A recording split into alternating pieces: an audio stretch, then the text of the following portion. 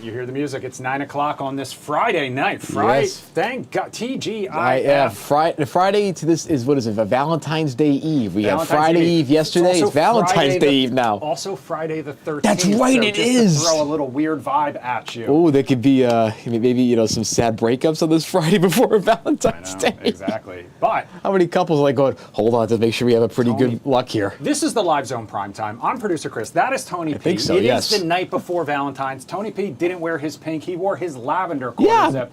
Before the show, we were trying to set the mood a little bit. So we got a little Sam Cooke going, a little Cupid going out there. We might as well put up that beautiful live picture from the National Harbor, Fox 5 Skycam. The heart on the Capitol wheel. Really set in the mood. Tony P. Straight to your lover's heart.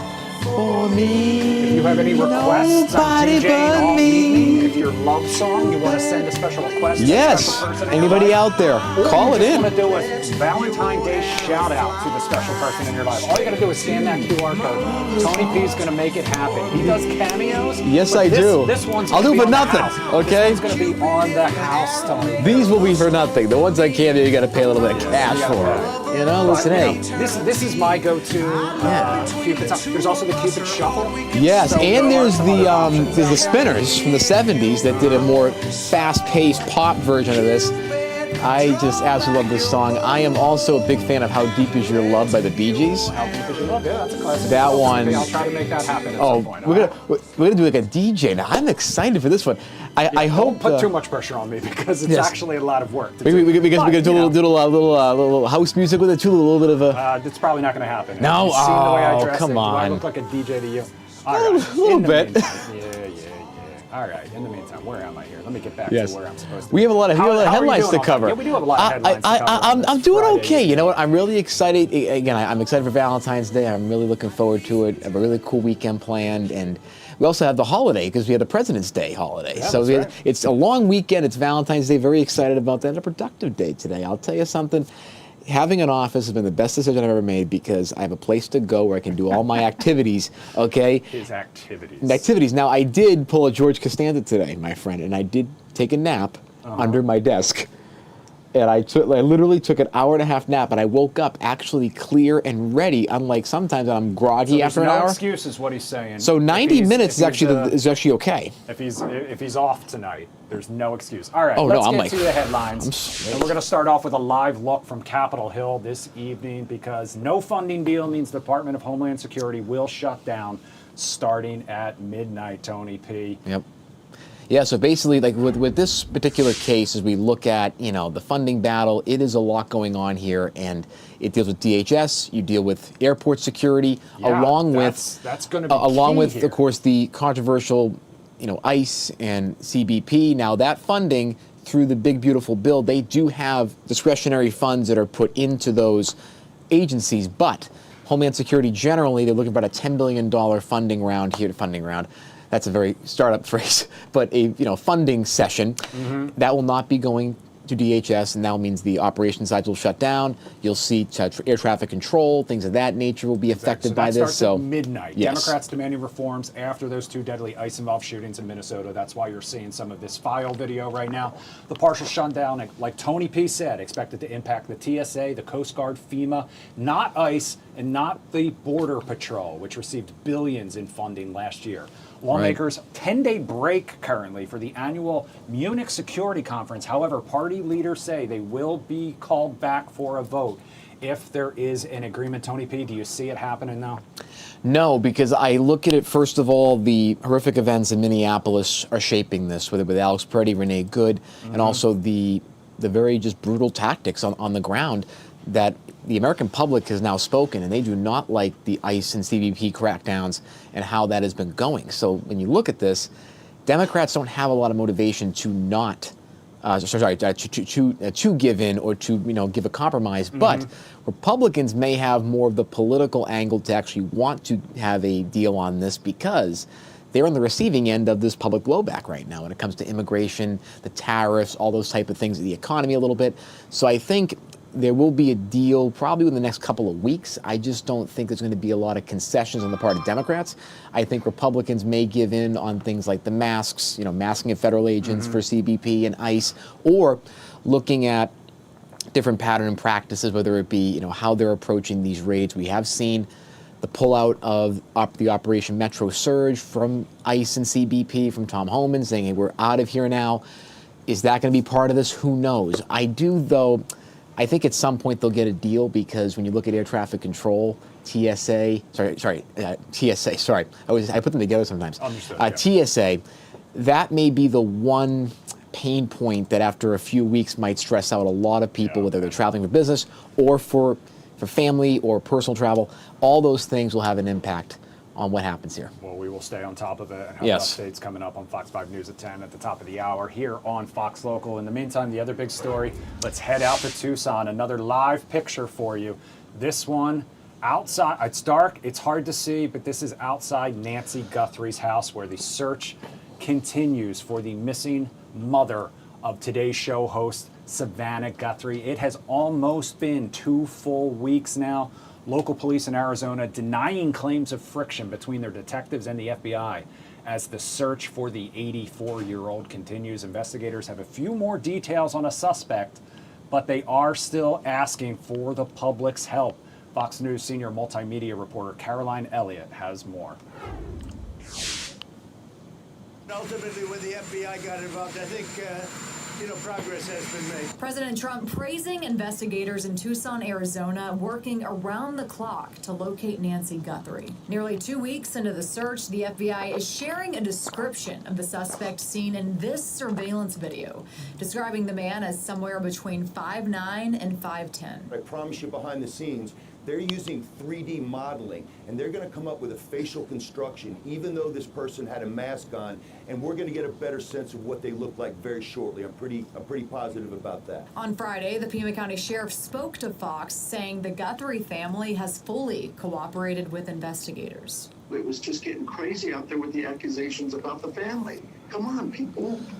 You can't accuse people of a horrific crime like that and not have any facts behind it.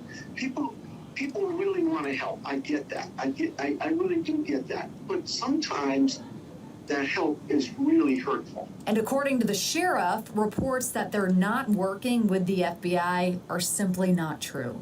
There is no ego at all between this leadership and the FBI leadership.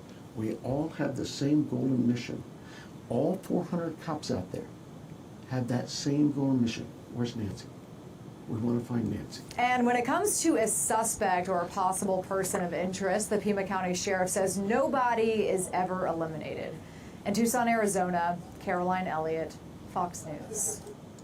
Tony, authorities also released new Ring video today related to their investigation. Obviously, we talked yesterday about how they had expanded their public request to people for basically any doorbell camera footage they had that could be useful going back a full month. It has renewed a discussion, though, over cyber sleuthing and privacy. So for more on that aspect of this case, we want to turn to Lisa Garber. Lisa is a cybersecurity and privacy attorney and expert and joins us now live right here on the Live Zone Primetime. Lisa, thanks so much for spending some time with us here.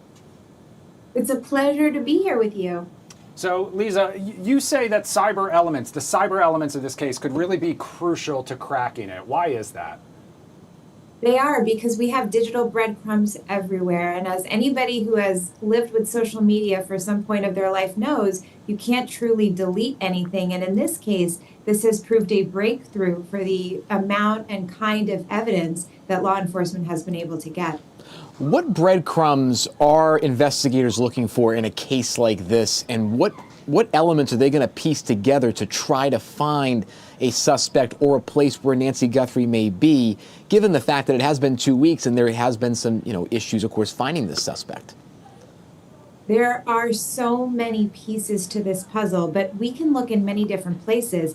This Google Nest camera was a great place to start, and it's certainly beneficial that this footage was recovered, although consumers and privacy gurus are very concerned about how Google was able to work with the FBI to get this done. But they can also look at social media, they can look at other cameras that were pointed that way. begin connecting biometrics. The technology is astounding for what law enforcement can accomplish. So on that end, you mentioned how we can never really delete anything once it's been out there, and that Ring surveillance footage is a perfect example of that, because there had been discussions ahead of time about the subscription not being paid for so that there would not be that footage on there. Then 10 days into the investigation, all of a sudden they have this footage of this masked man carrying a weapon, trying to cover up that footage. When it comes to the benefits versus the risks, how can people make that call? Obviously, no one wants to think their parent or themselves is ever going to be kidnapped, possibly at gunpoint. But on the other hand, people might be a little concerned over some of those privacy issues that they were able to recover footage from a subscription that was theoretically not active. You phrased it perfectly. The debate is extremely complex. And if you look back even just to the Super Bowl with the ad from Amazon's Ring camera, which actually sparked a huge backlash from consumers, and Amazon decided to stop its proposed partnership with Flock to allow police access to different users' doorbell cams footage. And this is part of the issue. Sure, in a case like this, we are so happy that this footage was recovered. But how? And how was that done so easily by the FBI? Sure, there was 10 days. We don't know if it took 10 days or if the process was hidden or covered up, which would make quite a bit of sense if they're trying to hide that process and that private partnership that the FBI employed with Google.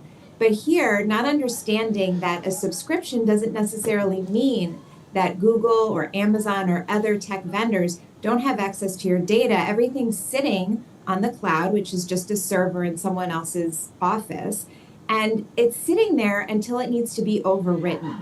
So it's not being deleted. Even if you don't pay for a subscription and you're only allowed access to the past 3 hours of footage, it's going to sit there until it needs to be overwritten for whatever reason. And that's something we need to understand. One of the biggest things we've seen are things like privacy, data breaches, for example, a lot of issues with scams, things of that nature. When companies like Ring and Nest and social media apps have access to that personally identifiable data, those pieces of data, what are the chains of custody or the safeguards or regulations they have to employ to make sure that your data is safe and that it won't impact you beyond, a certain situation? Something I adore teaching undergrads and law students about alike. It's very complicated in the United States. In the EU, there's one overarching privacy law. It's very clear. In the United States, there's still a patchwork. And it's very complicated. It depends on your industry. It depends on what promises you've made for terms and conditions. All of these things play a part.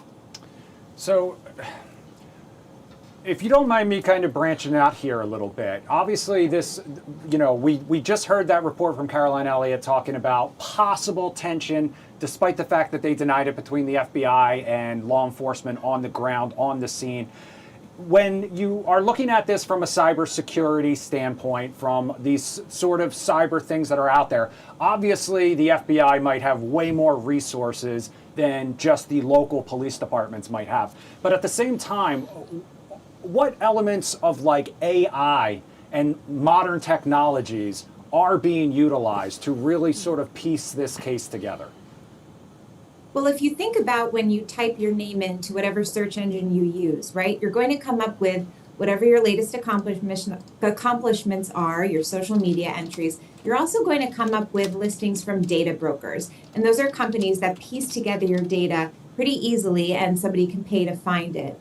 The government has access to this on an explosive scale. So being able to piece together these pieces, not just from social media and other websites, but from resources we can't even imagine, AI is able to do that much more quickly, much more intensely. And they're also looking at resources including biometric information, which could certainly help in a case like this, trying to unmask this person and better understand who the perpetrator could be. From a cybersecurity and technical perspective, what do you think is the one thing that investigators may not have that they would really like to have that could help them break open this case, do you think? Well, I think they're probably going to find much more as they've expanded the search area, that they continue to open it up and up. But part of the concern here is there was only this one camera, And many properties have multiple cameras at least facing the property or going outwards. And here that's probably going to be a pain point. If you had more cameras, you'd be able to get more insight into license plates or other people moving around the property. But still, they're going to start picking up these digital footprints, finding these breadcrumbs, and that's going to help. But this takes time. I have to imagine the answer to this is no, but can law enforcement access cameras from other people's? They put out the call to the public for this footage. Do they need their permission to access it? Not necessarily, no. It entirely depends on the terms and conditions that the company has employed for their relationship with the consumer that purchased the camera. But it also depends on the law enforcement relationship with the private sector and generally with big tech. There are law enforcement cases where warrants and subpoenas are issued and the company fights back. But in a case like this, it's always a good idea to comply, whether it's the ethical thing to do or for good PR. And that's what Google's looking at right now. We could have myriad doorbell cams. We could have other property cameras, traffic license plate readers. There's so many ways we can pick up this kind of footage. So in the hours now, we're in almost day 13, 14 of this investigation. What is going on behind the scenes right now with FBI and local investigators that are analyzing all this data, whether it be, for example, that facial construction that we heard in the piece before the interview? What are investigators doing, and how is that lining up to their timeline trying to get this case solved? That's a great question. Part of this is going to be inputting as much data as they have into internal AI-based algorithms to attempt to identify not just the perpetrator, but the timeline and suggestions for how this could play out. And then it's also going to be looking at what other data might be available, and AI could help with that as well, in terms of trying to detect through satellite footage, even Google Street View, where there might be cameras that are available. So trying to track down all sources of information and potential evidence is definitely what's going on behind the scenes. And the resources that exist for law enforcement are extremely astounding. We have such highly educated and trained, experienced professionals at the helm there that are able to take advantage of these resources. We don't want malicious actors and people that shouldn't have access to this data doing it, but law enforcement in this context is able to use it for a really good reason.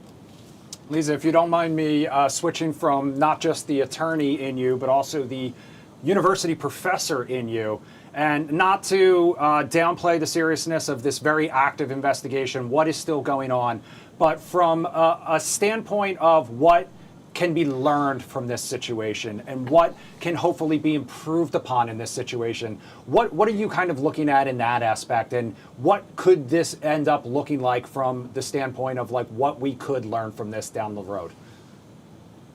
I think if we look at it, I don't want to speak to the criminal aspect, but if I speak to the privacy aspect here, again, every privacy expert will say this is great that they found this footage, but there's a huge asterisk, because consumers continue to operate in this very one-sided relationship with big tech and social media platforms in the United States, and that has to change. This hopefully will shed light on how our doorbell cam footage, for one thing, is stored and accessed and used by law enforcement, but also how it's used by private companies. If we think back to the days of Edward Snowden, we found out about different data collection programs that were happening at levels consumers did not have any idea of.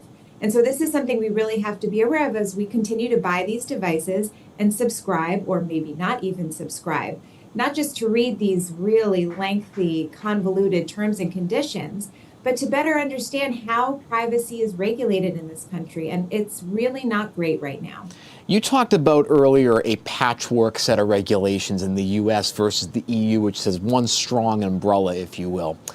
Looking at it from a legal perspective, how would you like to see privacy regulations look in the U.S. that balances, again, needs like this, where we have, someone who, needs to be rescued, hopefully, from a horrible situation, and also balancing the personal privacy angle, because we have the Bitcoin for those transactions potentially being a part of this, and those are private. Those don't give much of a digital footprint. So where do we find that balance regulatory-wise? That is the eternal question. We've had so many promises for a nationwide standard for privacy, and right now, Every state does have a law protecting personally identifiable information in a consumer relationship, but there are only a handful of states that actually specify protections for biometric information or even genetic information, some of the most private. In the United States, we do protect the crown jewels, financial information and healthcare information, but what we really need to see is a clearer understanding of how companies should operate. And we've seen big tech ask for clearer guidelines in the past, mostly about content moderation. But for privacy, right now we have the FTC attempting to handle huge and widely varying cases. And if we had a clearer standard, we'd be able to balance. There's always the question of what's ethical, what's moral, but what do we really need to have done? All right, Lisa Garber, thank you so much for spending some time with us and lending your expertise to us in the live Zone Primetime audience here on this Nancy Guthrie search. As this case continues, we will keep a close eye on it. It's my honor, and I hope everything resolves very, very well and that she's found. And I wish you both a happy Valentine's Day. Yes. Thank you for playing some Sam Cooke earlier. Absolutely. You're welcome. Thank you. Happy And Valentine's also, Day to you. Since you're a Philly native, go Birds. We'll end Go on Birds. that. Thank you. All right, Tony P. Let's move a little closer to home and talk about the Brendan Banfield murder trial. Obviously, this is a case that we have followed closely for months, if not longer, for Exactly. years. A Fairfax County judge today sentenced the au pair, Juliana Magalhaes, to 10 years. That's the maximum for her role in the murders of Christine Banfield and Joseph Ryan. Magalhaes had pleaded down to manslaughter in Ryan's death and testified against her former employer and lover, Brendan Banfield. Prosecutors recommended time served, but the judge said the killings couldn't have happened without her full involvement. Take a listen. So let's get it straight. You do not deserve anything other than incarceration and a life of reflection on what you have done to the victim and this family. May it weigh heavily on your soul. I pray for forgiveness from the Benson family and from Joseph Ryan family. I will never forgive myself for the pain caused. So convicted murderer Brendan Banfield will be sentenced in May. He faces life in prison. Tony P., the judge, you know, I talked to Bob Barnard about this a little earlier. We had done our Deadly Desire podcast throughout the course of this trial. We did another episode here today in response to this sentencing. You can check that out on Fox 5 DC's YouTube page and Fox Local. But Bob said this judge really came with the receipts. 10 reasons she said that she deserved the full sentence and not just what the prosecutors had agreed to. Right. And not only that, I mean, she really threw the book at her as best as she could. Oh, she absolutely did, because to me, and during our discussions throughout that trial, my estimation was she was only going to get time served. And that was the whole crux of the defense's case. Oh, she got a sweetheart deal, immunity basically to testify, and then didn't really get the immunity out of it from the judge's perspective. And this goes, I think it's a good teaching moment for anybody that doesn't always follow the true crime or law and order stuff on TV and media, is that it ends up being basically the court and the judge's idea of what the sentence should be versus the prosecutor, because the prosecutor can say, hey, time served, we made a deal with this person. It's kind of like what you see with different witnesses, witness protection, but it's all about what the judge says. The judge has that main authority to set sentence guidelines, and they brought a ton of receipts today about the nature of this crime. And even me, like when I was looking originally when they gave her full immunity, that's pretty, for this type of gruesome murder, like this is very much a different situation. I think it's not exactly good to give someone time served when they were an active participant, but the judge obviously saw that and said, we're going to give you not just 5, but 10 years in this prison. So obviously there is a percentage that she has to serve, so she will likely, if she gets released early, she'll still end up serving, I believe, at least 4 years or 4 more years. So we'll have much more on that case when Brendan Banfield is sentenced in May as well. In the meantime, we're going to take a quick break. We're going to head out to National Harbor, where the Capitol Wheel is asking us to be mine on keeping the soundtrack going, Tony P. Going a little Johnny Cougar John this Cougar time. Mellencamp. This one maybe for the anti-Valentines out there, because I need a lover that won't drive me crazy. Oh, boy. When we come back, Tony P., who never drives me crazy, he's going to share some of the stories he's been watching today. We're also going to have an update on the Quad God Catastrophe at the Olympic Games. So spoiler alert, if you haven't watched, you haven't heard the headlines about the DMV's own Ilya Malinin, we'll have an update on that coming up on the other side of the break as well.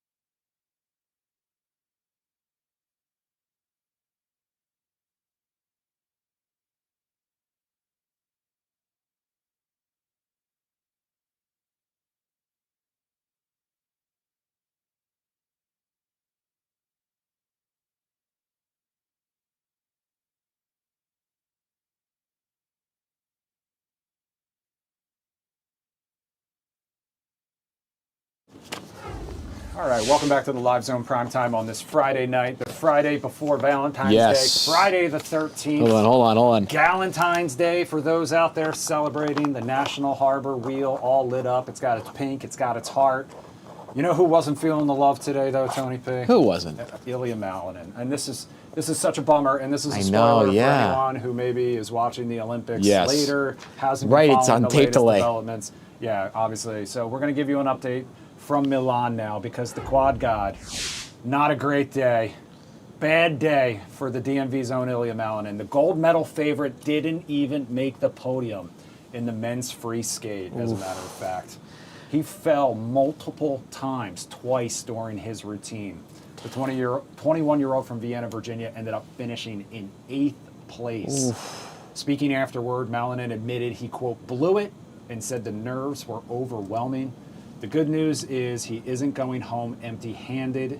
If you've been watching, the two-time world champion already earned a gold medal for the team portion of the skating competition, but he was by far the favorite to win gold. He really just needed to go out there and skate average, and he would have clinched it. Yeah. And he basically just had the worst performance of his life on the world's biggest stage. Yeah, I mean, that's heartbreaking. And I, first of all, really appreciate the candor to say, I just blew it. I was under pressure. It wasn't an injury. It didn't make any excuses. Was like, hey, I just blew it. I messed up. And when you look at a competition like this, we always think of these athletes as just perfect. They never make mistakes. There's a certain level of, they're not human. They're just they're beyond that. They're gods almost, right? He's a 21-year-old And he's 21 kid. years old, just starting out. And Yeah.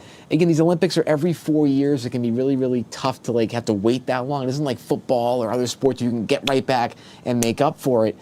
I totally feel for him. And you know what? I mean, 100%. you know what though? He did great in the team competition. He was a major part of that victory. So I hope he takes some pride with that. Now, there aren't any other events, Chris. I don't think I checked. There aren't any that he's going to be involved in for skating. That's just so. God, that breaks 4 my heart years, because he missed out on a chance the last Olympics, and I think he said in an interview that had he been at that one, the nerves might not have been so intense, and Right. could have been a totally different story. And But again, also a world he champion. is He'll be clear- back. Yeah, that's exactly. Yeah, that's 4 years from now, exactly maybe that. have this moment. He will be back. It could be a full sweep. In where's it going to be? Brisbane? Was it going to be? Not Brisbane or something like that. Your guess is as good as mine. I got to Also, figure by where the we're way, going Tony next for P, 2030. Real quick, I got to give a shout out to Kim Funk F50, who says, hi, Tony and Chris. Appreciate you. Thank West you. Virginia Ben says, sorry, way to dig deep on the John Mellencamp. A deep We're cut, they taking call it. requests. Tony P's Yes. got his coming up next. In the meantime, speaking of Tony P, let's talk about what you've been watching. By the way, today. before I do my wonderful recap that makes everybody crazy around here, like John Mellencamp, I ask all the viewers, will you be my Valentine, even though I have a Valentine already? Let me get. I let will. me give you I will your do close-ups are right here. extra Hold it up Valentines there. for everybody over here. Okay? Will you all be my secondary Valentines? I already have a Valentine, but I am very open. I believe in love and Galentines and Palentines and all that. Okay. Probably best to move on. Yes, we're off the rails here. Okay, we're going to start here in D.C. with the Pentagon. The Pentagon expanded its use of commercial artificial intelligence. We just talked about privacy in the last interview. And this intelligence in the national security operation, with Axios reporting today that Anthropic's Claude assisted in analyzing intelligence during the U.S. operation that captured Venezuela's Nicolas Maduro. Officials described the system processing large volumes of real-time battlefield information, and the report said that the Defense Department is now pressing AI firms to loosen usage guardrails so that models can operate more freely in classified and quote-unquote kinetic settings. That's basically a military term for military action.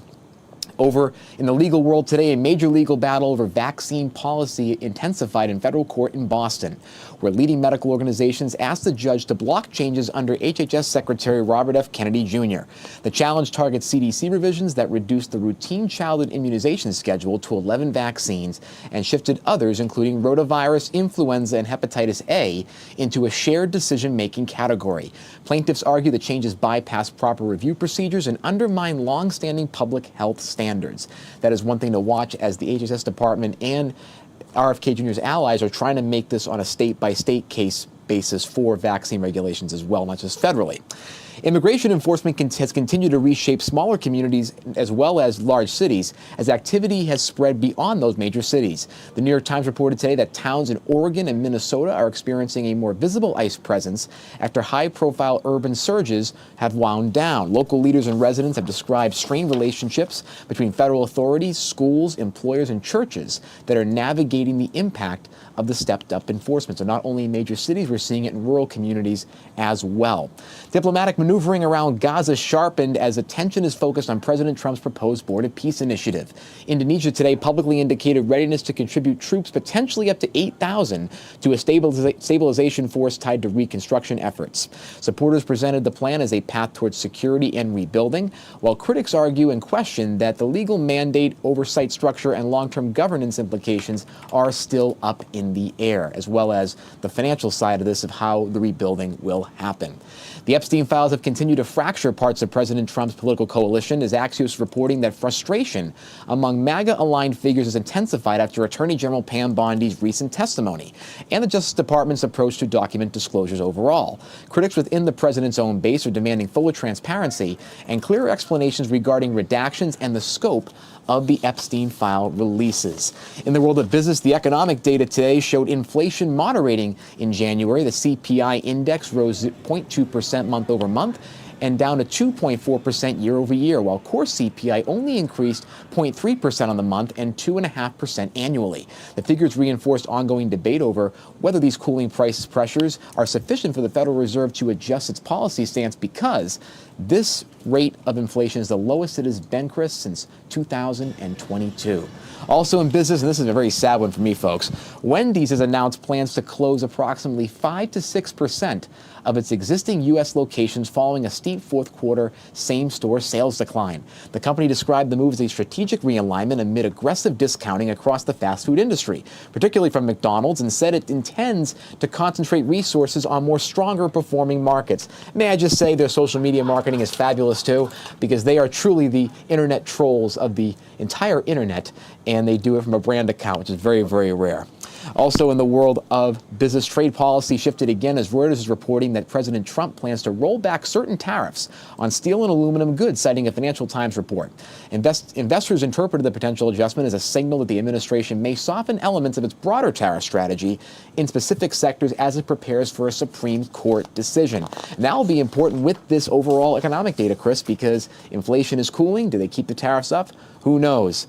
In the world of entertainment, public figures Don Lemon pleaded not guilty to federal crimes connected to his coverage of a January church protest in St. Paul, Minnesota. Prosecutors allege the event disrupted a religious service, while Lemon maintains he was only live streaming as a journalist and did not participate in the disruption, positioning the case as a broader First Amendment test. We talked about this the other night with our Legally Speaking friends. And finally, for our Black History Fact of the day, Evelyn Boyd Granville became the second black woman in the United States to earn a PhD in mathematics, where she completed her doctorate at Yale University in 1949. She later worked at IBM on early computing projects and contributed to space-era research efforts before dedicating studies to teaching mathematics and mentoring students, leaving a lasting impact on both scientific advancement and education. So much of us going to the moon and all the wonderful things from the Apollo missions and just the technology in space. Evelyn Granville is the reason for that. True American hero. There's a lot of documentaries about her, movies. Go check her out. I was going to say, and another one, Hidden Figures. Exactly. As well, Yep. That's right. Octavia Spencer. Octavia Spencer and Taraji P. Henson from right here in Washington, D.C. I don't know if she was from Washington, D.C. Taraji P. Henson, longtime tie. Excellent actress. I hope she gets an Oscar. Went to Howard University as well. She was Oscar nominated for that role. Yes, and she should get one at some point. All right, Tony P. Tony P. gets to pick the music this time around, and we're going with a little... Yep. One of the greatest, I think, musical contributions that this country has put forward is Motown. And you are looking at the Supremes, one of the greatest Motown acts ever. I think them and Marvin Gaye are my favorite. Smokey Robinson, of course, too. I'm going to put Tony P. on blast here for 1 second, though, because when we first brought this up, we almost went with Phil Collins. Oh, no, I remembered it as that, but I was like, oh my God. Diana Ross. He absolutely I did. And my grandfather, who's watching in Boca Raton, Florida right now, he loves the Supremes. He was the man that introduced me to the wonder and the beauty that is Motown through Stevie Wonder originally. Then it became the Supremes. He loves all of these groups across the board. There isn't one he doesn't like. And this music was the voice of an era and also the voice of the movement. The civil rights movement had so much in connection with Motown and its themes as well. Sam Cooke being one of the greatest ones too. We're going to go from music to movies to TV shows coming up next because we're going to talk about some new streaming options. We're also going to catch up with This Is Us star Chrissy Metz to talk about her new movie streaming now on Netflix. It is 9:37 on this Friday the 13th, the night before Valentine's Day. We're going to leave you with this live picture from the National Harbor. We'll be right back.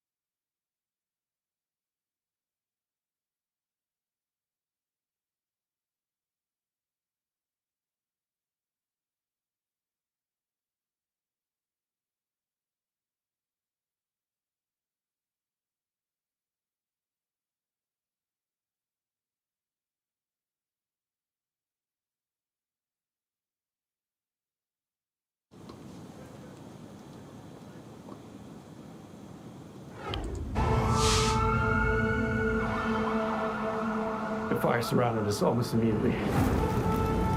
Where's Mom? She's evacuating with her patients. It isn't safe here.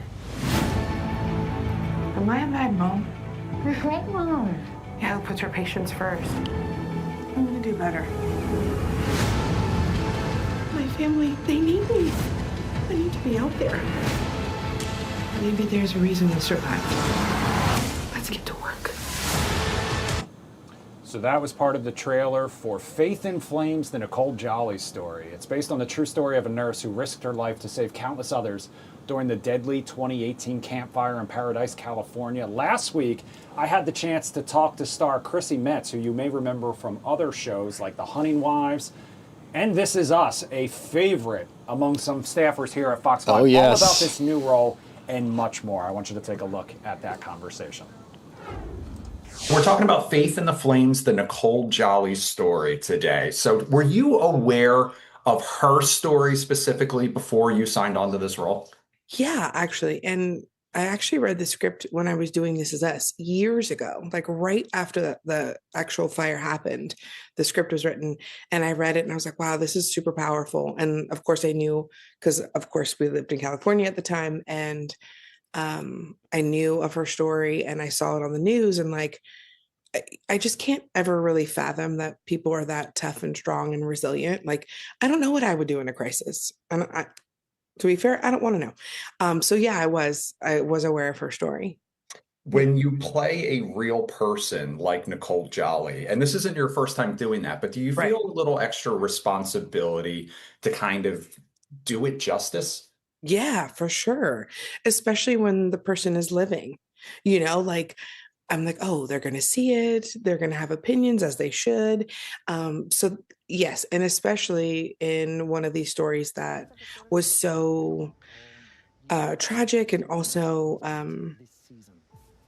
the people of the town are still rebuilding, years and years after. Like, there's just a lot of important aspects to the story and these people's lives, and of course the victims and the tragedy, that I always feel a huge sense of responsibility. So did you actually get to work with Nicole ahead of time, and what was her reaction to the final product?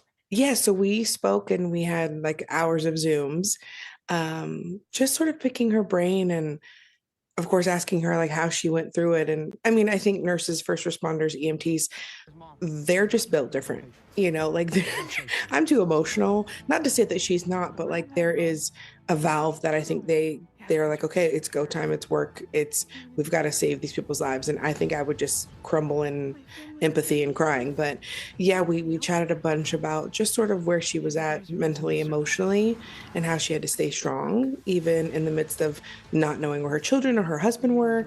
And also, evacuating her patients, and then only to try to evacuate herself and be stuck and had to go back to the hospital, and all the new people who were coming in with new injuries.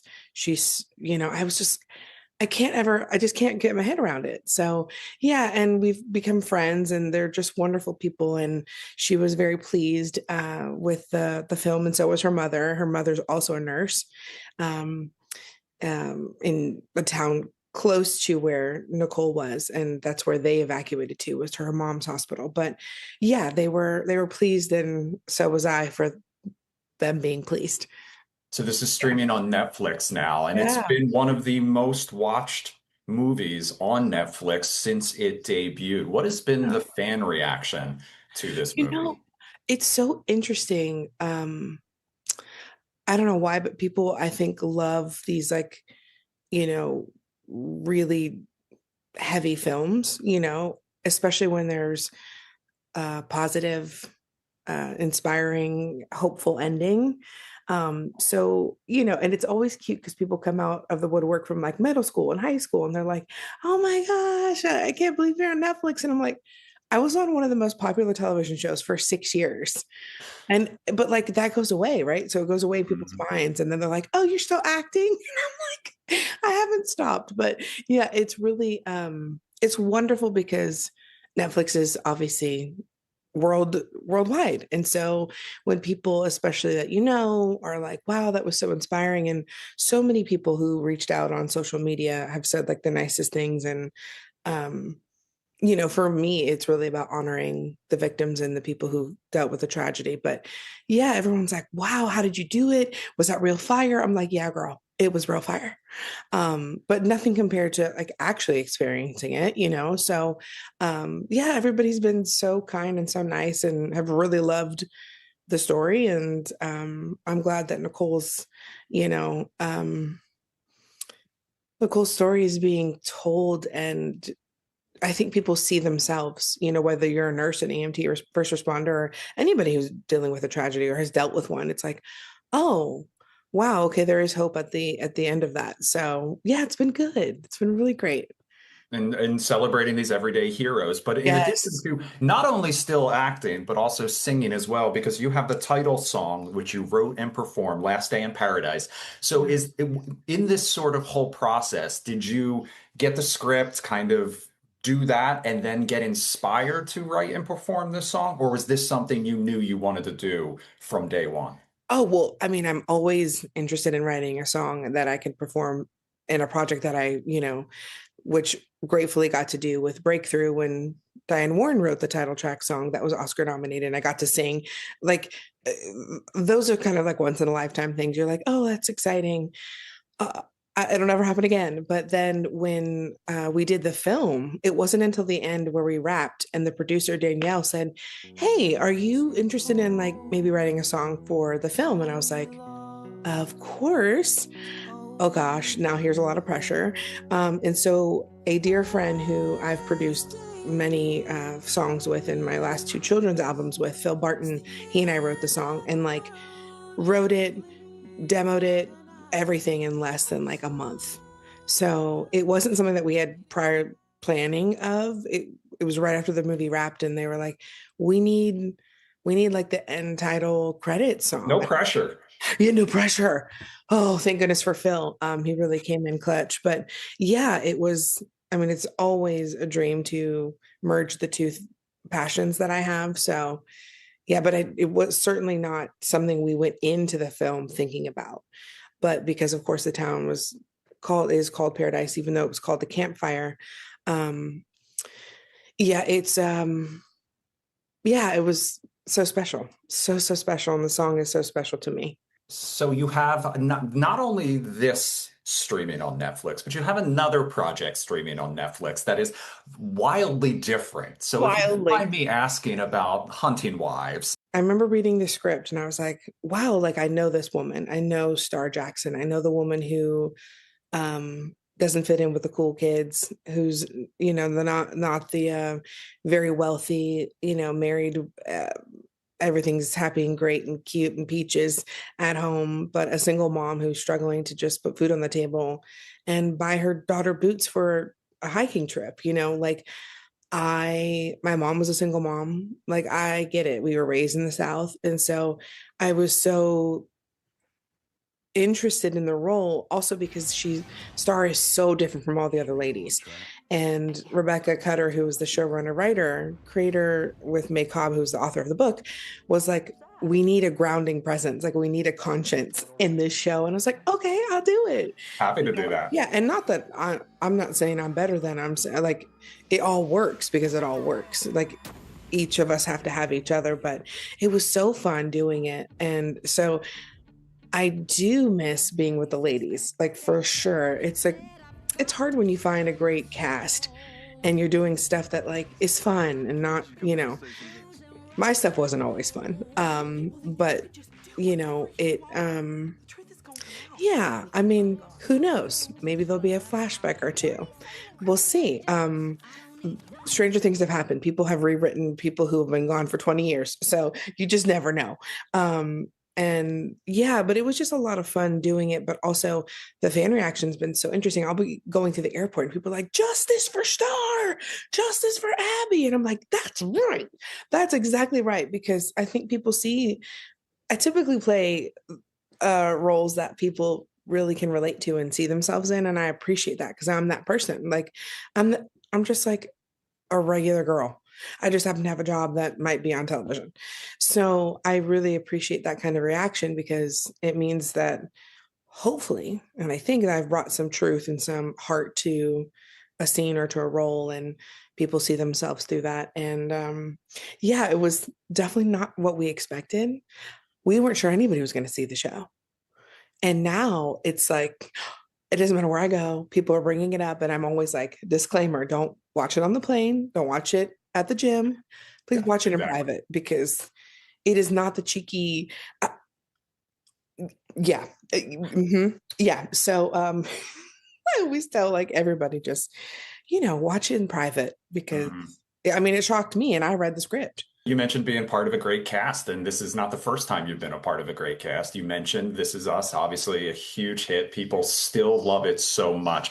I do have to ask whether you're still in touch with all of your castmates. I mean, obviously Sterling has a new show coming out also this month, also has the title Paradise. I know. When other people have projects coming out, do you guys text each other? Oh, 100%. We always talk, you know, Chris and Mandy and Sterling do the This Was Us podcast. And there was an event they did recently in LA that I couldn't go to because I was shooting something. And I was so bummed to not be there because we miss each other. You know, Milo has a movie premiere here next week that I'm going to here in Nashville, which is exciting because it's, you know, where I'm living. And yeah, no, we talk all the time and we're always encouraging and supporting. Anytime anybody books another job, we're like, you know, on a text thread. And yeah, I think that's what made the show so special because it was a genuine connection with people that I don't know how it could have been more perfectly orchestrated. So yeah, I mean, I know it was such a special time and a special show. So yeah, no, we're all still close and friends and We talk all the time. So that was actually, and I know it was long, Tony P, but that was actually just a small portion. How long of my was it? sit-down. 25 minutes. Wow, that Fates is. in the Flames, That means you ask good questions, streaming man. On Netflix now. Chrissy also sings the title track, like I mentioned in there. You can catch my full 25-minute conversation with her on YouTube. That's so good, man. I mean, like first video again, that goes to show you that you ask really deep questions. She was wonderful. She was so. We talked tattoos and Right. So much more. Tony P. That is not the only thing you can stream this weekend, though. Teach me, my you friend. know on Fridays, I love to talk about some of the other Yes, options you out do. there to stream. And this is baby. back. Oh, Oh, baby, God. Love Is Blind. I saw KFC did a thing on that today on Barstool. For season 10, this time it's following some singles from Ohio, Columbus, Cincinnati.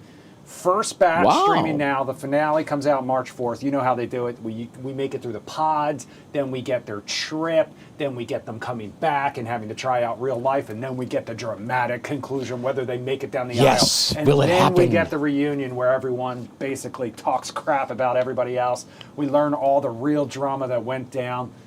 Also, you know, we learn a lot of it on social Columbus. media as well. I like now. Columbus and Cincinnati are kind of a decent amount apart. It isn't like the DMV where it's like this Virginia and DC. Yeah, very true, but you know they're casting a wide net. Let's put it that way. Right. They're from Ohio, but they're not all necessarily from the same city. Got it. So that's one of your options out now. Like I said, perfect for Valentine's weekend because it is the best kind of reality trash that there is. You know I am obsessed with it. If that's not your bag, though, baby, as Austin Powers likes to say. What about this? Yeah, I love baby. this one. We are talking about Cross Season 2. If you're not familiar, this is Aldous Hodge, Isaiah Mustafa, and this season adding Matthew Lillard, who you may remember as Shaggy from the Scooby-Doo movies. Oh, yeah. Also in the original Scream. Now, Descendants too. here's why I love. Okay, so Prime Video does these book adaptations better than anybody right now, in my opinion. Book to series. They've got Reacher, they've got Jack Ryan, they did Bosch. Now they're doing the works of James Patterson. Alex Cross is a DC homicide detective, so these shows are set here in DC, not necessarily filmed here in DC. Some scenes you might recognize, some, you know, they take some creative Hollywood liberties. Yeah, let's principal put it that way. photography. This time around, not a lot of details about what the second season is about, but the homicide detective and forensic psychologist is on the trail of a dangerous vigilante targeting powerful figures. Here's another fun fact for you. His partner, his best friend, played by Isaiah Mustafa. Isaiah Mustafa, if that name doesn't ring a bell, he was the Old Spice guy. Do you remember those commercials? Yes, That's who that is. He's great in this. He's basically he acts like the one who's keeping him grounded when Alex Cross can go off the deep end. So that is really cool. Streaming now on Prime Video. I'm super excited to check this one out. I love the character. The first season was kind of hit or miss for me a little bit, but there were parts that I loved. I'm super excited to check out the next season. For the history buffs out there, this one's a little controversial, but this is Love Story, John F. Kennedy Jr. and Carolyn Bessette. Stars Sarah Pidgeon as Carolyn Bessette, Paul Kelly as JFK Jr. This is one of those Ryan Murphy dramas. Yeah, Remember we had like American Crime Story, the OJ story. We had the Aaron Hernandez story. We had the murder of Gianni Versace story. Then, of course, they've done, this same guy has done the Monster, the Jeffrey Dahmer, the recently it was Ed Gein, the serial killer show. Right, I got to watch that one. Now, this anthology series taking a closer look. It's based upon the book Once Upon a Time. It centers on the, quote, complex and heartbreaking journey of a couple whose private life became a national obsession. So, you can check that one out. FX, Hulu, and Disney Plus streaming now. First episode's out. Not all the episodes out on this one just yet. Gotcha. And there has been some controversy around that from the Kennedy family about their reaction to this. Psyched about it. Yeah, this was a very difficult. Again, the Kennedy family was going through so much, and this was one of the history. You know how this story. Yeah, is. one of the toughest ones. Just like with so many Kennedys, unfortunately, in tragedy. Awful. Also streaming on Netflix right now, How to Get to Heaven from Belfast. This is from the same creator as Derry Girls, which is a cult favorite. This one also obviously set in Ireland with the title you see right there. Centers on 3 childhood friends reunited after the death of the estranged 4th member of their adolescent gang. If you're looking for a new movie maybe a little rom-com, maybe something for Valentine's Day weekend. This is an afterlife set rom-com called Eternity. Elizabeth Olsen, Caleb Turner, and Miles Teller. This is on Apple TV. And it centers on Joan. She dies, arrives in the afterlife. There she's greeted by her afterlife coordinator, Tony P. So this is a new twist on the love triangle. So she has to decide, does she want to spend eternity with Larry, the man she married and built a life with, or her first love, Luke? Oh my God. Yeah, so that's the premise of this one, whether she wants to spend eternity with her first love or the man that she ended up marrying. You saw the stacked cast there. You can check this one out on Apple TV Plus. Of course. It's a great concept, first of all. I know, right? It's like so creative, A little twist on the classic. On HBO Max, you've got a docu-series called Neighbors. What's notable about this one is it's a brainchild of, you know, the Safdie brothers, brothers? This is from Josh. He's the director of Marty Supreme, which is currently on an Oscar kick. It dives into the real U.S. neighborhoods and catches real neighbors in real conflict with each other. So if that's your vibe, you can check that one out on HBO Max. That's my list of what's new to stream this weekend, Tony P. So what are you watching right now, my friend? I mean, well, first of all, I started watching the Star Wars movies. We talked about this earlier this week. I'm finally a Star Wars guy. Look at my boots. I'm finally. Let's see them. Let's see the boots, Tony P. Look at these. I can't even stretch. Ah! We're both rocking the boots. These boots are made for what? Boots are made for walking. Thank you. No, but I've been watching some of the Star Wars prequel movies. My goal is to watch the actual ones coming up. What do you got now? A little something for all the Valentine's Day haters out there. Wow. If you're a fan of The Wedding Singer, you know this one. Yes. Oh, An Love 80s Stinks. Classic. Yes. By the Jay Giles Band. There was a couple commercials with this on too. Him, but she loves this guy over here, and he loves somebody Stinks, else. You know? That's just the way it goes. Oh my Tony God. P. Happy Valentine's Day to you. Quick little Really headline. Your Valentine. I have quickly. Stephen A. Smith is thinking of running for president. I heard.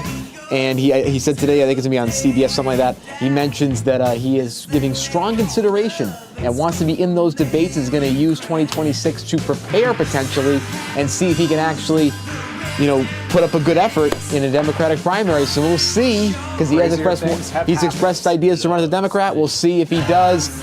A lot of people are saying not love stinks, but him running would stink. So, but again, I'm not saying that, but it'd be an interesting debate watching him do that, because he is the king of sports debates. So it'd be fascinating to watch.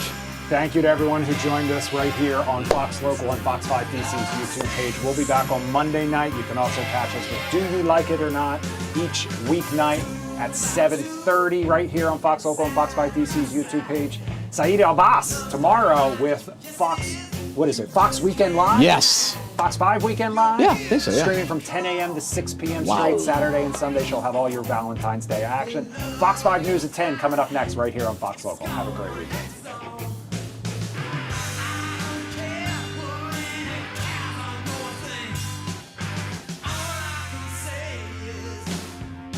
Love stinks.